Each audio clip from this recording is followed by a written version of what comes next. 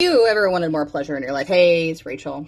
I've been intimacy coaching for 10 years, so I've been also doing an extended series all year long. And this month, we've been talking about ways to incorporate pleasure into your everyday life or your partner relationship by hearing things your woman wants me to tell you. Sorry about that, okay?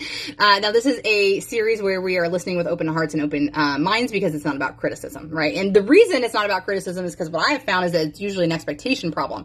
As in, with my clients, I find that some women are on one side of the fence believing that they've been telling you all along what they need and want, and that you're not hearing them, which is usually a communication block. And then there's the other side of the fence of women who believe that even though they don't know what they want, that you're going to be able to fulfill those needs. Okay. So what I want to talk about today is the emotional and mental block that typically is something that women suffer with more frequently or more commonly, but absolutely happens to everybody. And the reason this is so important is because when I talk about this at my in-home party experience, what I'll say is that as we head to the bedroom, I believe that penis owner partners are really gifted creatures typically. They have one-track minds. They're thinking about the sex that's about to happen, the sex that's about to happen, and the sex that's about to happen.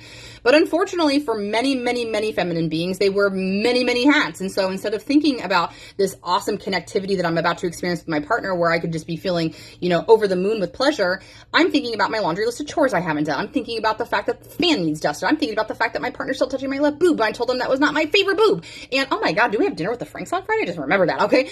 So usually when I do this scenario at my parties, women will start laughing and they're like, oh my God, has she been in my bedroom?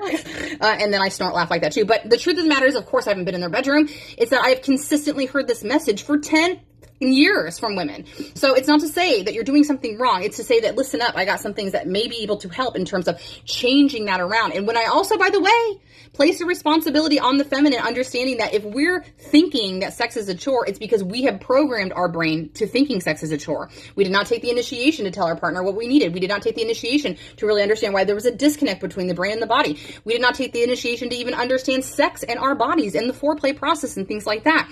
So what's your job in this role?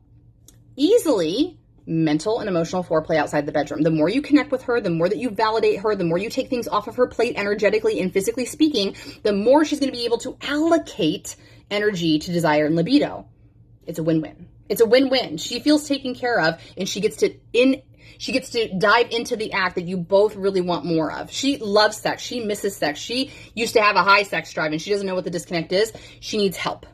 She needs help to not feel so exhausted and overwhelmed. That's the bottom line, friend. I'm telling you from my heart, that's the most consistent message I get from women over the years. It's not they don't like sex. It's not even that they don't like you. It's that they just don't have the actual energy. Their tanks are empty. So plant that seed for yourself and how you can really connect with your partner. What can you do for them today to take a little bit off of their plate?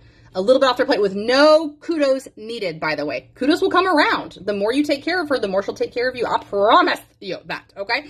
But I got to go because I'm out of time. But thank you so much for being here per the usual, and I will be back tomorrow. So thanks for being here, and have a great day. Mwah.